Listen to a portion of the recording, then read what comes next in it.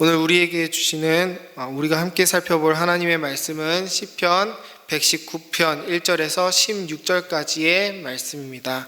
시편 119편 1절에서 16절까지의 말씀을 저와 여러분이 한 절씩 교독하시겠습니다. 제가 먼저 읽도록 하겠습니다. 이것은 하나님의 말씀입니다. 그 행실이 온전하고 주님의 법대로 사는 사람은 복이 있다. 주님의 증거를 지키며 온 마음을 기울여서 주님을 찾는 사람은 복이 있다. 진실로 이런 사람들은 불의를 행하지 않고 주님께서 가르치신 길을 따라 사는 사람이다. 주님께서는 우리에게 주님의 법도를 주시고 성실하게 지키라고 명령하셨습니다. 내가 주님의 율례들을 성실하게 지킬 수 있도록 내 길을 탄탄하게 하셔서 흔들리는 일이 없게 해 주십시오.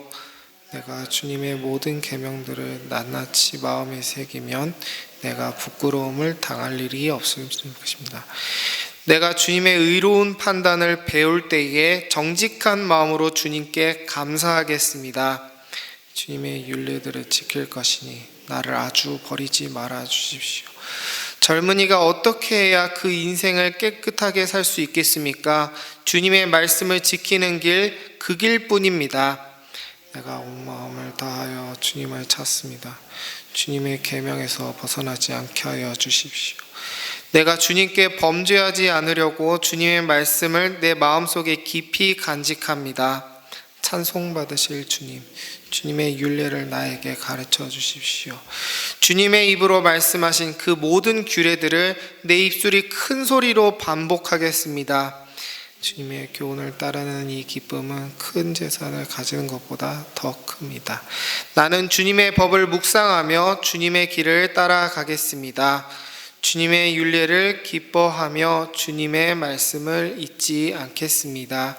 아멘. 오늘부터 우린 시편 119편을 묵상하게 됩니다. 그래서 오늘 본문을 들여다보기 전에 간단하게 시편 119편의 특징을 함께 알아봄으로써 우리가 11일 동안 묵상하게 될 이 단 하나의 시편에 대한 개관으로 삼으려고 합니다. 시편 119편은 아시다시피 시편뿐만 아니라 성경 전체를 놓고 봐서도 가장 긴 글이라고 할 수 있습니다. 총 176절이라는 독보적으로 방대한 분량임에도 불구하고 이 성경의 장과 절을 구분했던 중세 수도사들은 이 시편 119편을 한 개의 시로 분류했습니다. 왜 그랬을까요? 보통 분량이 방대해지면 장을 구분하는 것이 일반적인데 그렇지 않은 것입니다. 왜냐하면 이 시편 119편에는 독특한 구조가 있기 때문입니다. 그 독특한 구조란 이 전체 시가 사실 히브리어의 알파벳 순서대로 기록이 되어 있다는 것입니다. 예를 들어 만약에 시편 119편이 영어로 쓰여진 시라면 영어 알파벳 A로 시작하는 단어로 이루어진 문장을 8문장을 쓰고 그 다음엔 B로 시작하는 단어로 이루어진 문장을 또 8문장 쓰고 그 다음에 C, 그 다음 D 이런 식으로 마지막엔 Z까지 계속해서 적는 방식이 바로 시편 119편의 진행 방식이라는 겁니다. 이런 원리로 봤을 때 히브리어는 알파벳이 22개가 있습니다. 그렇기 때문에 22개의 알파벳당 8문장씩 계산을 하면 총 176절이 되는 겁니다. 그래서 이렇게 외형적으로 알파벳이 순서대로 진행되는 모습으로 인해 이 시편 119편이 아무리 분량이 많더라도 여러 장으로 나뉘어서 인식되지 않고 하나의 시로 인식이 되는 겁니다. 우리가 이제 큐티책을 통해서는 매일 2개의 알파벳에 해당되는 내용을 묵상하게 될 겁니다. 오늘 우리가 읽은 본문 1절에서 8절까지는 히브리어의 첫 번째 알파벳인 알렙으로 시작되는 문장으로 이루어져 있습니다. 그리고 9절에서 16절까지는 히브리어의 두 번째 알파벳인 베이트로 시작되는 문장으로 이루어져 있습니다. 앞으로 11일 동안은 계속 이런 식으로 반복돼서 진행된다는 점을 염두해 주시면 좋겠습니다. 그럼 이제 오늘 본문의 내용을 한번 살펴봅시다. 오늘 본문 전체를 관통하는 하나의 키워드가 있습니다. 그것은 토라, 즉 율법입니다. 조금 다른 표현으로 등장하긴 하지만 우리가 읽은 본문 속에서 한 절도 빠짐없이 이 토라가 들어 있습니다. 1절에 주님의 법, 2절에서 주님의 증거, 3절에 주님의 길, 4절에 주님의 법, 그 뒤로 율례, 계명, 판단 등등 모든 절에서 율법을 얘기하고 있습니다. 그리고 이 율법은 오늘 본문에서뿐만 아니라 이 시편 119편 전체를 관통하는 주제이기도 합니다. 시편 119편 전체가 사실 토라, 즉 하나님의 율법, 하나님의 명령, 우리 행실에 대한 하나님의 뜻을 얘기하고 있는 것입니다. 그래서 본문에서 시인이 우리에게 하고 싶은 말을 심플하게 한마디로 정리하자면 이것입니다. 하나님의 율법을 지켜라 라는 것입니다. 여러분은 율법이라고 하면은 율법이라는 단어를 들으시면 어떤 느낌이 드시나요? 우리가 바울 서신을 계속 읽게 되면 율법이 마치 부정적인 것이라고 느껴질 수도 있습니다. 하지만 바울에게 율법이 부정적일 때는 오직 그 율법이 구원의 조건으로 쓰일 때뿐입니다. 율법을 예수님보다 위에 놓고 생각하면서 율법을 지켜서 구원을 받는다, 혹은 율법을 지키지 않아서 저주를 받는다라고 하는 유대인들의 거짓된 프레임을 거부할 때만 율법이 부정적으로 쓰입니다. 그 이외의 조건에선 바울도 율법 자체가 부정적인 것은 아니라는 말을 누차 강조합니다. 로마서 7장 7절에 율법이 죄냐? 그럴 수 없느니라. 디모데전서 1장 8절에 그러나 율법은 사람이 그것을 적법하게만 쓰면 선한 것임을 우리는 아노라 라고 얘기합니다. 그러므로 우리가 율법을 강조하고 있는, 그리고 율법을 지킬 것을 우리에게 요구하고 있는 이 시편 119편의 내용을 우리가 경계할 필요가 없습니다. 혹은 이 119편은 마치 그리스도로 인해서 이제 무용지물이 된 말씀이 아니냐라고 생각할 필요도 없습니다. 우리는 율법을 요구하는 이 119편의 내용에 마땅히 순종해야 합니다. 내 구원을 위해서가 아니라 율법의 순기능이 우리에게 주는 유익을 위해서 그래야 합니다. 그럼 율법의 순기능은 무엇일까요? 아까 디모데전서 1장 8절에서 말하듯 율법을 적법하게 쓰는 경우는 어떤 경우일까요? 칼빈 선생님은 이를 율법의 세 가지 용법이라는 말로 정리했습니다. 율법의 첫 번째 용법은 우리의 죄를 깨닫는 용법입니다. 흔히 율법을 거울과 같다라는 말을 들으신 적이 있을 겁니다. 내 안에 있는 나도 몰랐던 나의 죄를 율법의 조문을 통해서 발견하고 깨닫게 되는 겁니다. 그리고 두 번째 용법은 율법의 사회적 용법입니다. 율법이 개개인에게만 주어지는 것이 아니라 공동체에게, 모두가 함께 지킬 법으로 공동체에게 주어집니다. 그리고 공동체가 그것을 함께 지키기 때문에 사회의 질서가 유지되는 것입니다. 이렇게 율법은 사회의 질서를 유지시킵니다. 그리고 마지막 세 번째 용법을 제가 강조하고 싶은데요, 그것은 미래적 용법입니다. 미래적 용법을 비유해서 설명하자면 이렇습니다. 예를 들어서 10개월 정도 된 아기가 있다고 합시다. 이제 이 아기가 조금씩 걸으려고 합니다. 하지만 아직 힘이 부족해서 털썩털썩 주저앉습니다. 서 있는 것조차 힘들어 보입니다. 그런 아기에게 아버지가 말을 하는 겁니다. 아기야, 할 수 있어. 일어서 봐. 걸어봐. 넌 할 수 있어. 발에 힘을 주고 다리에 힘을 주고 서려고 노력해봐 라고 아기에게 아버지가 말을 하는 겁니다. 이 걸어봐, 다리에 힘을 줘봐 라는 말은 문법적으로는 명령법입니다. 아기에게 지금 아버지가 명령을 하고 있는 거죠. 우리가 이런 아버지의 모습을 보고, 아니 걸을 수 없는 아기에게 왜 자꾸 걸으라고 하냐고, 왜 그렇게 아기를 가혹하게 밀어붙이냐 라고 아버지에게 따진다면 우린 정말 재미없는 사람들이 되겠죠. 그것을 명령하는 아버지도 알고 있습니다. 이 아기가 지금은 걸을 수 없는 것을 알고 있습니다. 하지만 왜 서 있을 힘조차 없는 아이에게 걸으라고 하는 겁니까? 이 아이가 걷게 되기를 바라는 소망이 있기 때문입니다. 지금은 비록 힘이 없지만 머지않을 미래에 이 아이가 발을 딛고 일어설 뿐만 아니라 걷는 것을 넘어서서 힘있게 달려가는, 내 아이가 그렇게 강해지는 그 모습, 그 아이의 완전해질 미래의 모습을 간절히 소망하는 사랑을 담아 아이에게 명령하는 것입니다. 일어서봐, 걸어봐 라고 말이죠. 여러분, 하나님께서 우리에게 율법을 명령하시고 우리에게 율법을 주시는 것도 같은 이치입니다. 우린 하나님께 불평할 때가 많습니다. 아니, 기독교는 자유라고 하더니만 믿어보니까 오히려 자유가 없네요. 하나님, 교회에서 하지 말라는 것도 많고 사람들 앞에서 항상 착해야 되고 눈치 볼 것도 많고 할 수 없는 게 너무 많습니다. 하나님은 내가 지킬 수도 없는 것들을 나에게 요구하십니다 라고 우린 입으로, 생각으로, 마음속으로 불평할 때가 있습니다. 맞습니다. 죄인인 우리는 율법의 요구를 온전히 이루어 드릴 수 없습니다. 우린 항상 실패합니다. 지금은 하나님의 명령이 우리에게 버겁습니다. 그럼에도 불구하고 하나님은 여전히 우리에게 경건하라고, 거룩하라고 요구하십니다. 하나님은 우리를 포기하지 않으십니다. 날마다 새로운 말씀으로 우리를 도전하십니다. 계속해서 우리의 다리에 힘을 주라고 하십니다. 일어서보라고 하십니다. 걸어가라고 하십니다. 왜 그러십니까? 우리를 사랑하시기 때문입니다.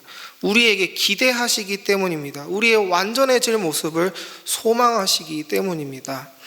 율법에 담긴 이 아버지의 지극한 사랑을 깨달은 지혜자로서 오늘 시인은 우리에게 당부합니다. 오늘 말씀 1절과 2절에 율법대로 사는 게 힘들다고 하지 말고 그 끝에 있을 복을 바라봐라. 복이 있다라고 말이죠.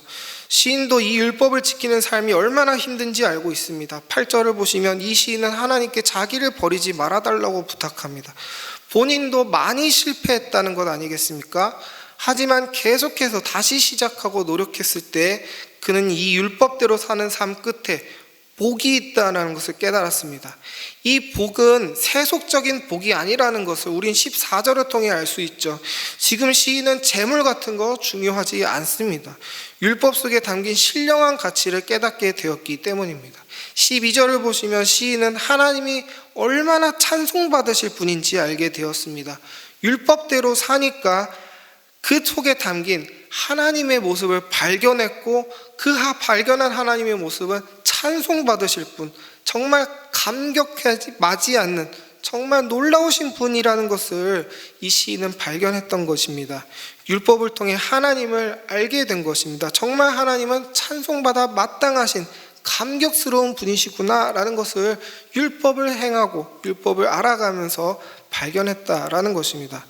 아까 아기를 향한 아버지의 명령 안에 아버지의 사랑과 소망, 아버지의 마음이 담겨 있었던 것처럼 하나님의 명령을 수행하니 그 안에 담긴 하나님을 만나고 그 하나님과 교제하게 된 것입니다. 그것은 정말 세상 그 어떤 재물과도 비교할 수 없는 것이었겠죠. 은혜샘물교회 성도 여러분, 코로나가 계속되면서 개인 경건이 무너지고 하루하루의 삶 속에서 내가 거룩에서 조금씩 멀어져 가는 것은 아닌가 하는 우려들을 다들 하고 있으신 것 같습니다. 코로나 이전으로 나의 신앙생활을 돌리는 것이 버겁게 느껴지실 수도 있을 겁니다. 하지만 어린 아이 같은 우리에게 일어나라고 걸으라고 하나님은 우리에게 말씀하십니다. 코로나니까 좀 쉬어라, 코로나니까 괜찮다, 쉬고 있어라 라고 하지 않으시고 오늘 말씀 4절에서 우리에게 뭐라고 하십니까? 계속 신앙의 길을 성실하게 지켜라라고 명령하십니다. 우리가 이 말씀에 불평하기만 한다면 아무런 발전이 없을 겁니다. 하지만 이 아버지의 말씀을 듣고 계속해서 노력하고 실패해도 다시 일어나는 사람은 하나님이 강하게 하실 뿐만 아니라 그분의 사랑을 우리에게 알게 하실 줄로 믿습니다. 코로나 이전과 지금 신앙적인 모습에 있어서 얼마나 나의 모습은 차이가 납니까? 한번 생각해 보시고 내 신앙생활을 다시 코로나 이전으로 돌이키는 노력을 시작하시는 오늘이 되기를 소망합니다. 그 노력을 아버지 하나님께서 바라보시고 기억하시고 오늘 말씀 1절과 2절 말씀대로 준비된 복을 우리에게 주시리라 믿습니다. 한 가지만 더 얘기하고 마치려고 합니다. 오늘 시인은 이 율법을 우리에게 명령할 뿐만 아니라 이 율법을 지키는 비결에 대해서도 우리에게 말합니다. 4절에서 시인은 하나님을 주님이라고 부릅니다. 여기서 이 주님은 우리가 잘 알고 있는 아도나이가 아닙니다. 롤가 아니라는 것입니다. 여기서도 그렇고 16절까지 거의 대부분 주님이라고 번역된 히브리어 단어는 아도나이가 아니라 아타입니다. 아타는 주인을 뜻하지 않습니다. 단순한 2인칭 명사입니다. 쉽게 말해서 you, 당신, 그대, 너라는 뜻입니다. 영어 성경을 봐도 Lord가 아니라 you라고 되어 있는 것을 확인하실 수 있으실 겁니다. 그런데 한글 성경이 주님이라고 번역한 이유는 오역이 아니라 우리나라 말에 2인칭을 존대하는 말이 없기 때문입니다. 당신이라는 말이 2인칭을 높여서 부르는 말이라고 생각하시는 분들이 있으실 텐데요. 그건 부부 사이에서 서로를 높일 때 쓰는 말이라고 하더라고요. 아무튼 우리나라 말에는 성경에서 하나님을 2인칭으로 부를 때 쓰는 말을 번역할 마땅한 단어가 없다라고 합니다. 그래서 2인칭은 다 주님으로 통일한다고 합니다. 하나님을 3인칭으로 대하지 않고 지금 2인칭으로 부르고 있는 이 시인의 모습을 우리가 집중했으면 좋겠습니다. 시인은 지금 하나님께 직접 나아가고 있습니다. You, 당신, 하나님. 우리의 말로는 표현할 말이 없지만 하나님을 직접적으로 2인칭으로 부르면서 다가가고 있다는 것입니다. 이 시인은 지금 율법을 읽으면서 하나님은 이런 분이시구나, 그분을 3인칭으로 놓고 그분에 대해서 about, 대해서 공부하고 있는 게 아니라는 겁니다. 하나님을 2인칭으로 부르고 그분께 직접 나아가서 그분을 부르고 그분께 직접 말하고 있다는 겁니다. 시인은 지금 하나님에 대해서 알고 있는 게 아니라 하나님을 직접 알고 있습니다. 이렇게 하나님과 교제하고 그분께 나아가는 자가 율법을 지키면 쉽게 넘어지지 않고 넘어지더라도 다시 일어날 힘을 얻는 것입니다. 은혜샘물교회 성도 여러분, 여러분이 하나님에 대해서 공부하고 그분에 대해서 많이 알아가는 것도 중요하지만 그 지식엔 아무런 생명력이 없습니다. 하다못해 불신자들도 우리보다 하나님에 대해서는 더 많이 알 수 있습니다. 기독교 교리가 어떤지, 역사가 뭔지, 신학이 뭔지 공부하기만 하면 우리보다 더 많이 알 수 있습니다. 믿음이 필요하지 않습니다. 하지만 경건의 힘, 거룩의 힘은 어디서 나옵니까? 하나님에 대해서 아는 것이 아니라 하나님을 아는 지식에서 나옵니다. 그분을 2인칭으로 직접 부르고 그분께 나아가는 것을 통해서 나옵니다. 오늘 시인이 단지 우리에게 율법을 지키라고 명령만 하는 것이 아니고 우리에게 하나님께 나아가는 모습, 기도하는 모습을 보여주는 것은 괜한 의도가 아닙니다.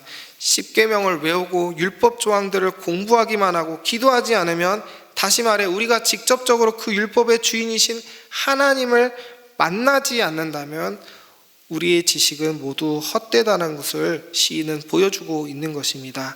하나님에 대한 3인칭적 지식만으로는 어떤 경건도 이룰 수 없습니다. 하나님을 2인칭적으로 알아가고 그분과의 관계적 지식을 쌓아가지 않으면 어떤 학위도 소용이 없고 어떤 공부도 다 무의미한 것입니다.